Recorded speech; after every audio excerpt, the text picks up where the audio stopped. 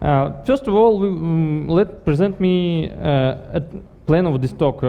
We will be talking about free monads, a little bit how to structure business logic.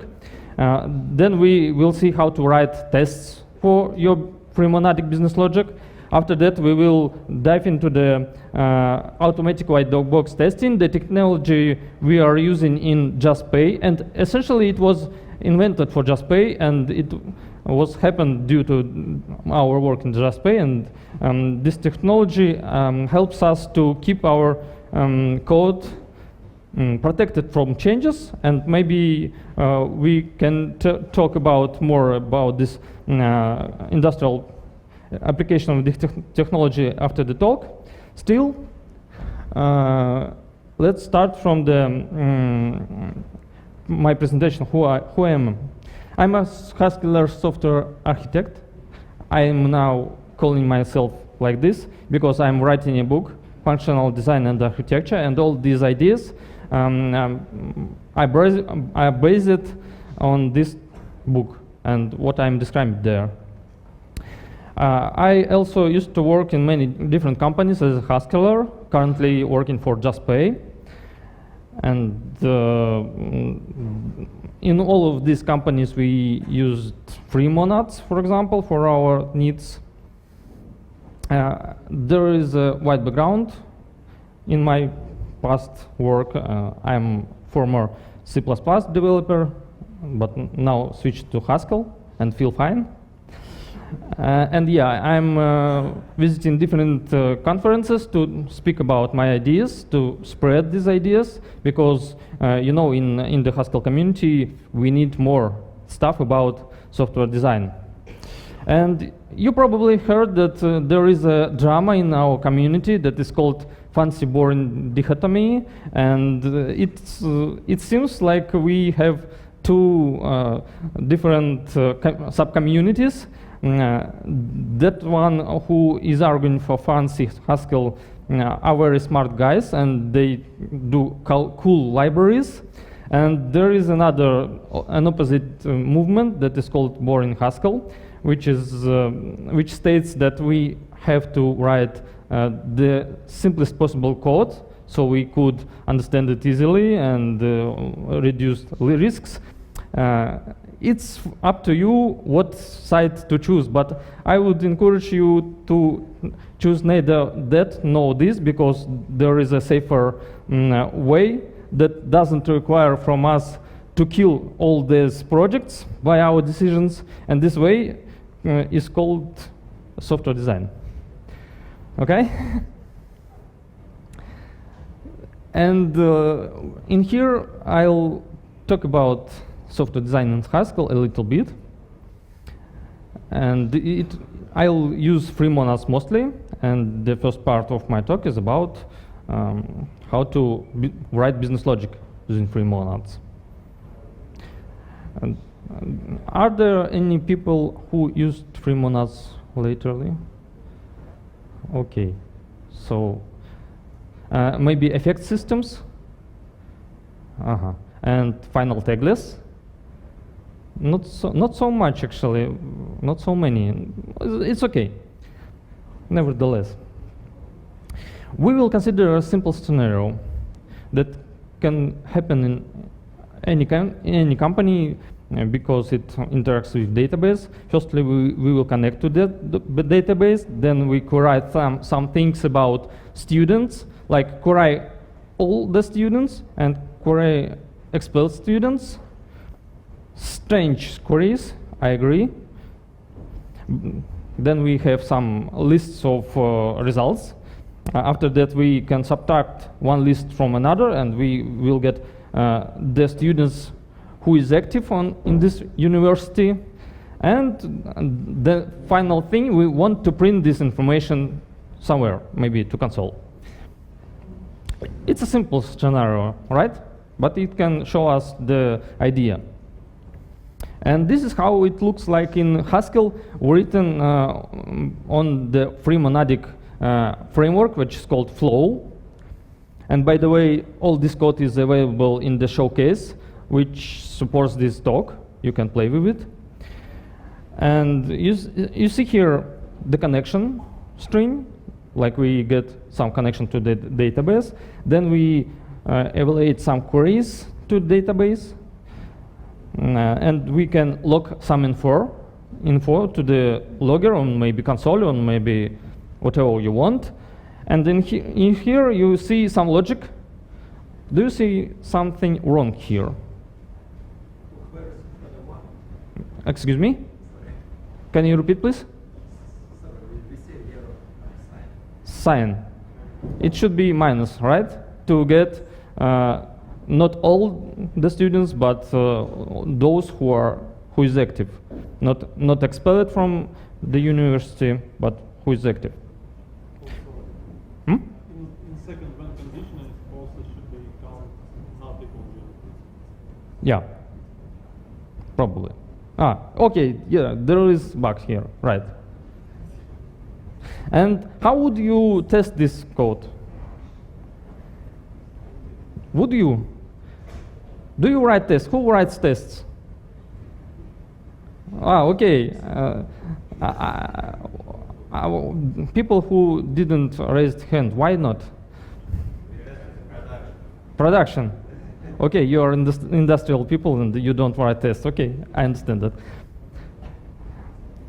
Okay, let's move further and see what we can do here, because essentially there are two bugs here, right? But first we will see how the internal flow framework is built.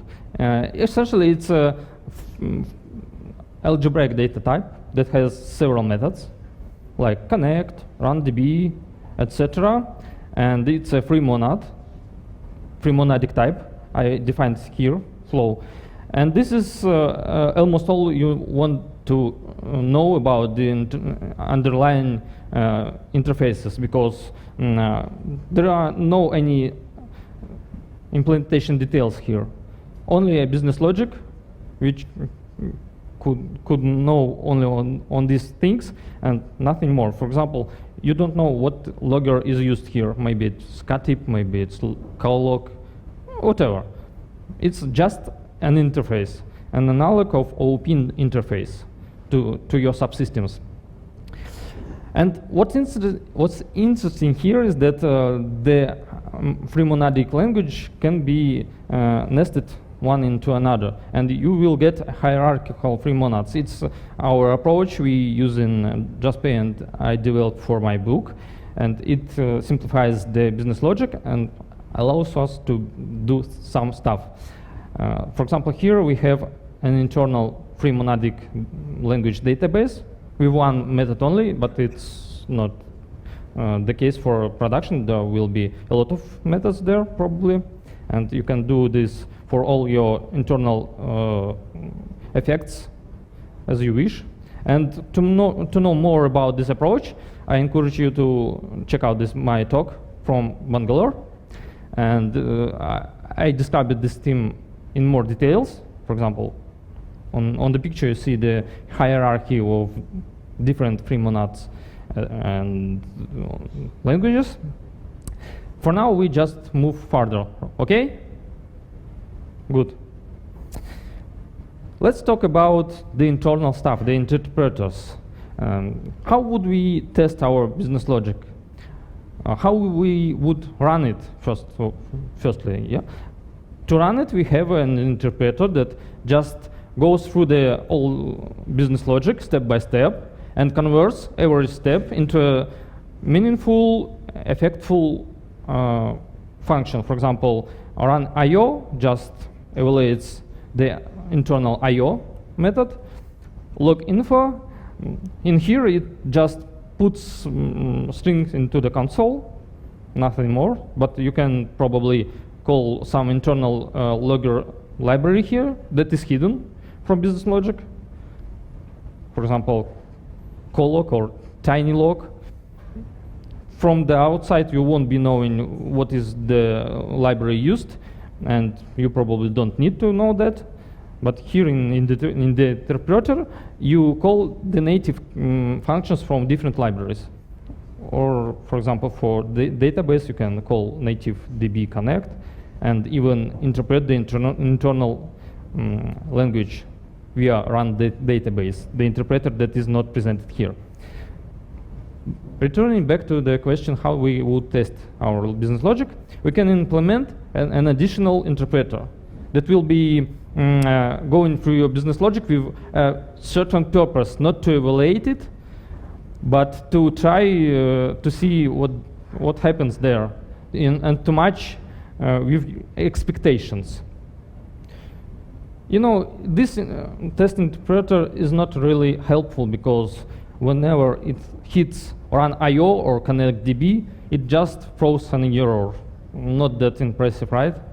We can't test that much logic with this interpreter. So we probably can improve it. How we can improve it?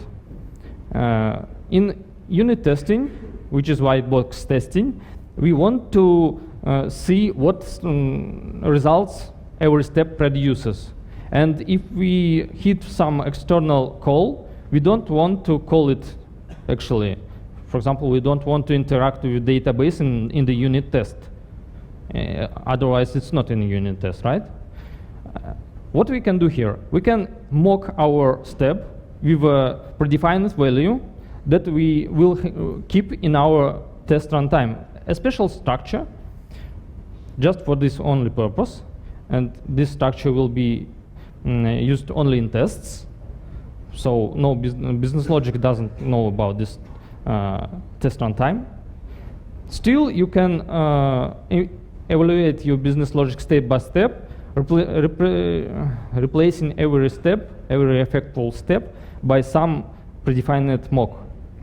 This is how usually unit tests work in OOP languages. For example, you have mocked types, mocked values. You configure your tests, and these tests substitute the calls. And we can do the same in Haskell. Okay? Do you follow me? This is how the test can look like. In particular, we call our test interpreter here with our flow, which is getStudentsCount flow, with some data passed there. It fails. Why it fails? How do you think why it fails? We don't have any mocks. Yes, it doesn't have any mocks. And when it doesn't have any mocks, it hits a step, tries to extract some mock, and there is no mocks, an empty list, and it just throws an error. How we can fix it? Okay, we can provide some mocks, for example, mock for connection, or mock for student values for each query. We had 2 queries, right? And therefore, we have a list of 2 lists for runDB mocks. After that, our interpreter will go through the logic and will ask for the next mock for each of these runtime values, runtime in vars. Okay? Very simple. Except it's probably very tedious, right? Tests such this, because you need to understand what mocks you need to pass. You have to construct these mocks. You have to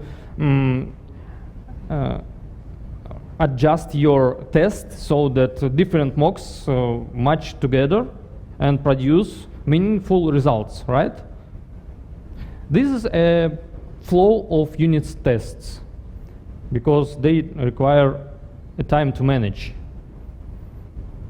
But nevertheless, it's possible to use unit testing in Haskell. But if you try to Google unit tests, you will see that people really don't like unit tests. Who likes unit tests in here? Oh yeah, awesome. You guys awesome. Because I hate unit tests, and there is a reason why I hate it. But firstly, before we go why I hate these unit tests, let's try to search something else. And Google gives us a lot of pictures, which are called test pyrmats. These pictures show how the tests can be organized, like what tests are more important, what tests are less important, and how they interact, what purposes they have. And there are a lot of such pyramids there, for example, like this pyramid. And you see the unit testing is on the bottom, like a foundation for testing. Yeah. I have no idea what is E2E. End-to-end. I have no idea what is end-to-end testing actually, but it's not important here. Maybe such pyramid, a lot more tests, functional tests, UAT. Have no idea what is it. Okay, user acceptance tests. Good, good, good. System tests, yeah, integration tests. Maybe this is more informative pyramid, right? It allows you to ask questions. And even more pyramids for different kind of ideas.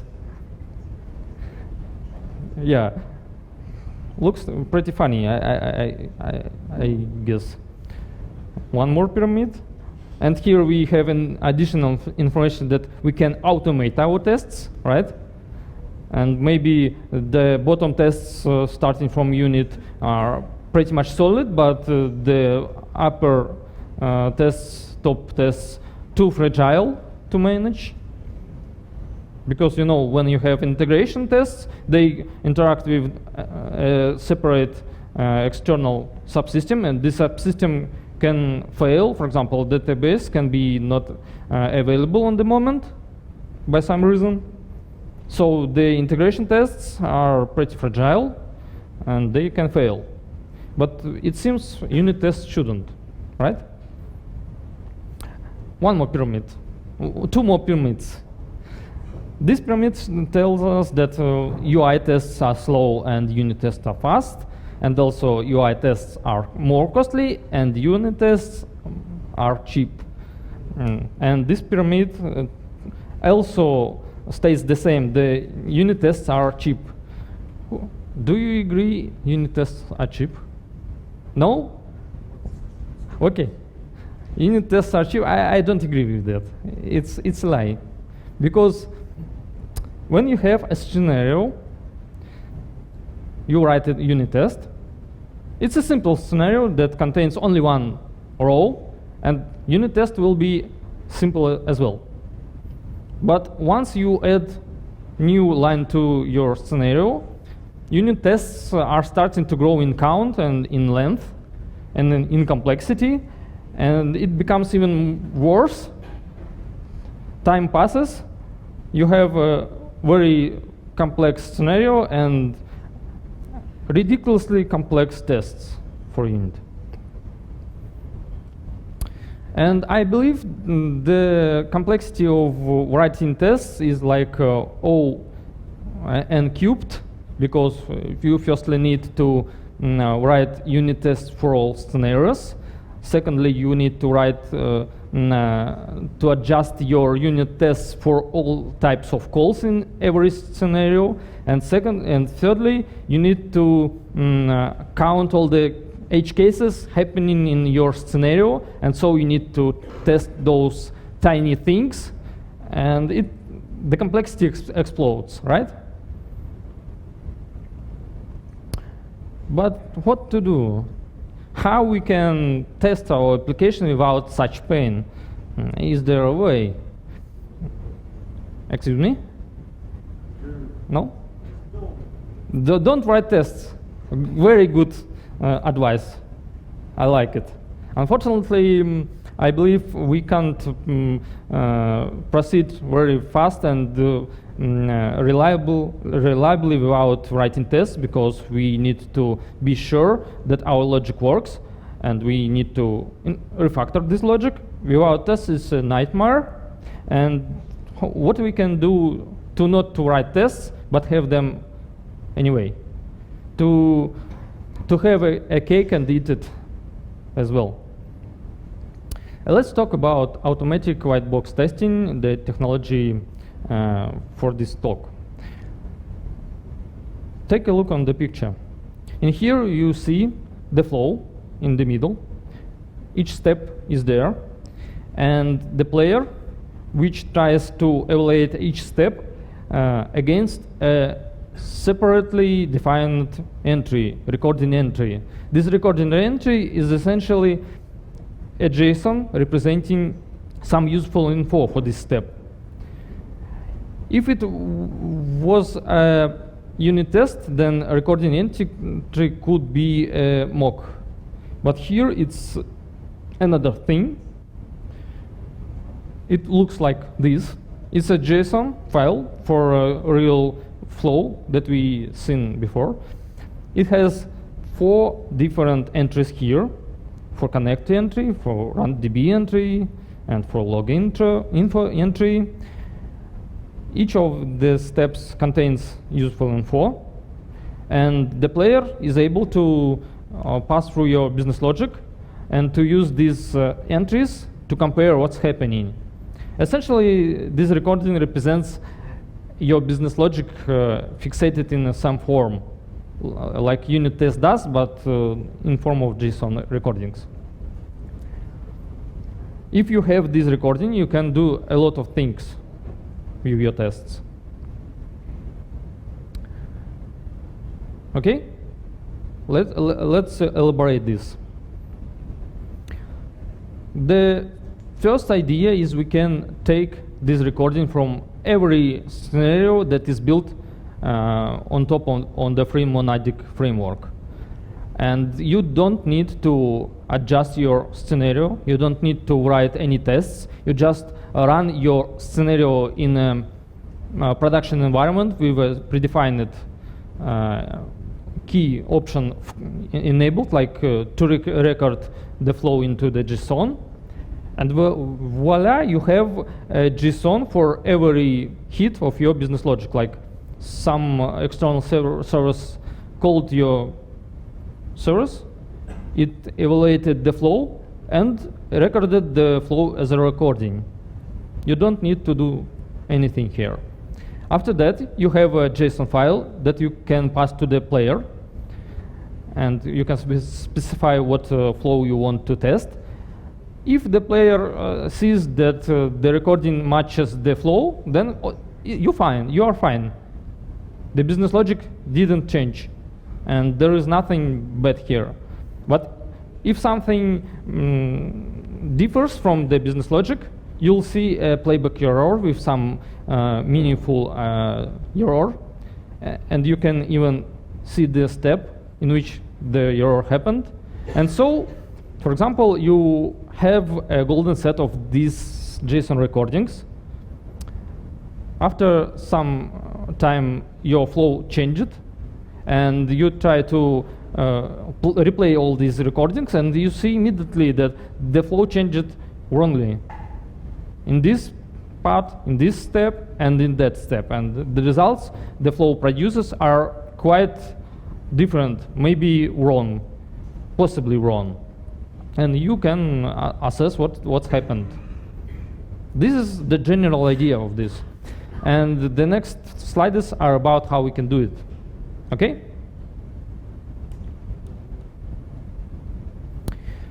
First of all, we have to create free runtime modes. A regular mode is like your flow, your scenario is evaluating as usual. Recording mode, it's evaluating as usual, but also it produces recordings for you.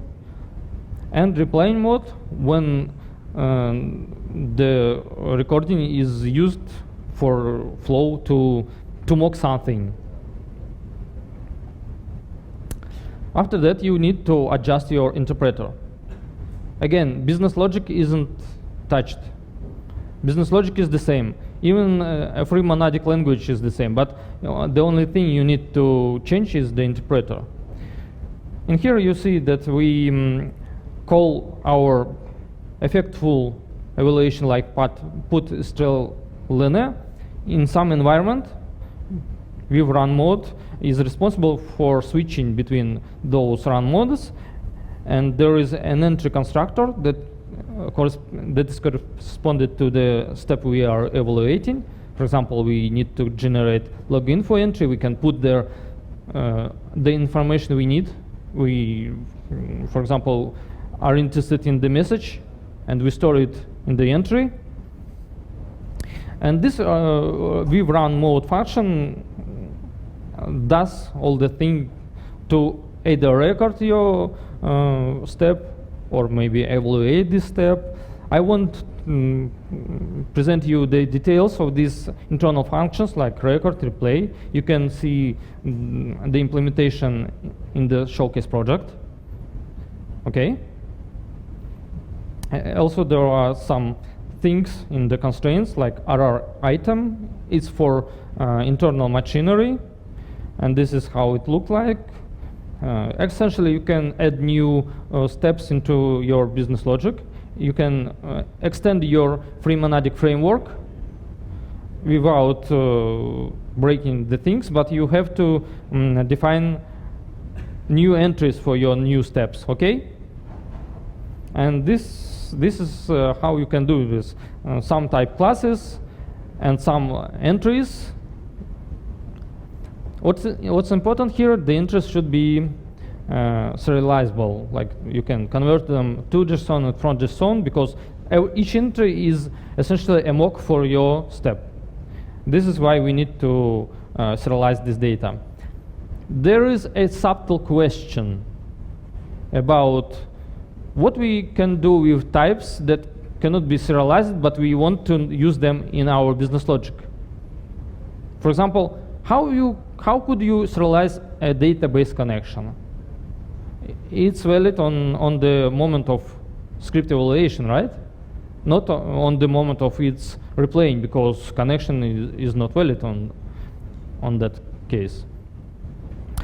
There are several answers to this question, and essentially you need to create your own types that are serializable and which carry your useful info, and which can be translated into the internal types that are not serializable. After that, you will be able to record your business logic. So all the types used in the flow monad and returned and taken by the methods should be serializable. Okay? This was a short overview of the technology. Do you have some questions maybe? No? I believe it's not really impressive to have such recordings, because who doesn't do this, right? Maybe we can do more. Essentially, we can do more.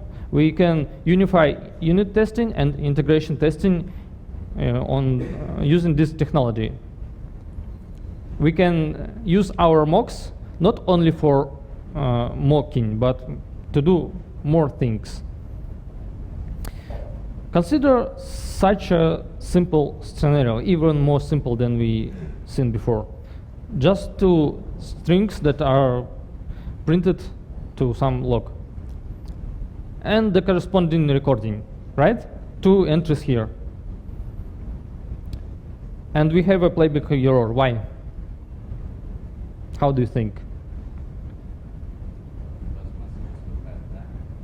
Yeah. We have different messages in the step number 1 and in the flow. The player will check the info which provided by mock recording and the flow, and it sees that rows arrayed remove added bread is different from message number 2. This is a problem, like something is wrong. You probably need either to change your business logic, or maybe you can just edit your recording. It's possible, why not, right? Maybe you think that your business logic is fine.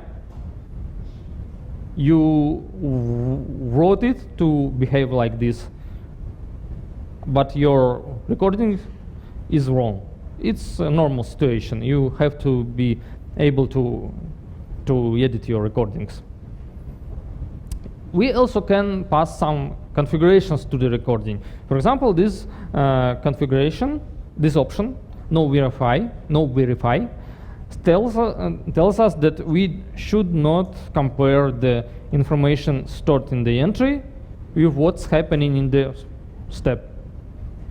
After this, the player will be succeeded because it doesn't matter what the additional info says. It just skips the verifying step. We also can say we don't want to mock these steps. We want a real effect to be happen, like print me that string, and it does. It uses the recording to evaluate the steps. It matches the steps and the flows, but doesn't do anything more. So this is how you can do external calls with the recording. You can place no mock for every entry you have in the recording, or those you need to. For example, calling external services via HTTP or calling database, you can place no mock there, and external service will be called. This mixing mocking and no mocking steps gives us effectually integrational testing, right? There are even more different configurations to this system. For example, we can configure our recorder to skip some entries. They won't appear in the recording at all. Maybe useful, maybe not. For such recording entry, for each recording entry, you can configure to verify it or to mock it, or don't do this.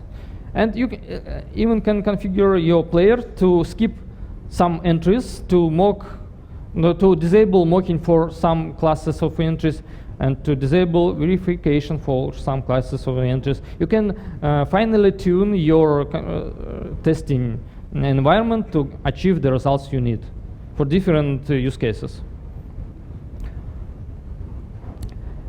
When you don't have tests, but you are able to produce testing data and to store this testing data for further usage, it becomes really cheap to maintain such tests, because all you need to edit, to read your recordings to see whether they fine, whether they valid, maybe tune something them, and you don't need to write a lot of tests. You don't need to write a single line of test. And yeah, integration testing for free. Yeah. What does class means? It's like here the word class means that you can disable all log entries in a replaying process, or you can disable all runDB entries by a single configuration. It's like a class of entries, log entries. So it corresponds to a single constructor of your Yes. function. Yeah, right. And here we go. Conclusions. How to pronounce it? When you have such free monadic framework, each scenario you write will be testable by default. I believe it's cool, because you don't need to spend much efforts to support testing infrastructure. And I believe this technology proves that free monads are worth to learn and to use. And we are happy with this technology. And probably we can invent even more ideas how to improve this technology. You can, for example, take performance analysis, performance evaluations for each step and write them into the recording and match whether the step started evaluating too slow. You can enhance your automatic white box testing by another features. And probably this is all I wanted to tell you, except maybe this list of resources. First of all is the showcase project. I work in prototype for this technology. The next is the talk from Bangalore and support my book. There are several folks here who is supporting this book already. Thank you guys, you are awesome. And more projects that are based on my ideas of hierarchical free monads. And finally, maybe it's worth to check out this list for software design in Haskell. It's a lot of resources there, practically oriented for how to build our real applications in Haskell. Okay? And thank you for your attention.